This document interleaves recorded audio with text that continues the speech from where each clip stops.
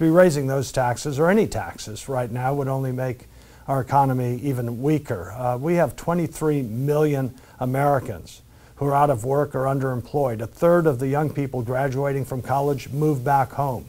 Half of the graduates are underemployed or unemployed, which means there's a lot of folks who are young and middle-aged who may have a job, but it's not fully utilizing their talents and skills and education. And so I think what we need to understand is you don't tax your way to prosperity.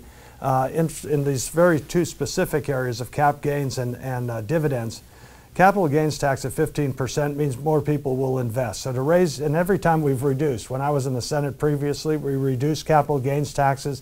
The other side said, oh, this is going to lose us revenue. The reality is every time capital gains taxes have been cut, what's happened? More economic activity, more investment, more jobs, and more revenues for the government. And so raising capital gains taxes, I think, would just be terrible.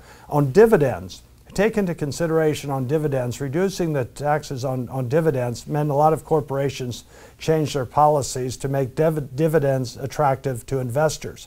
A lot of those investors for dividends, as well to some extent for cap gains, are retired folks, seniors.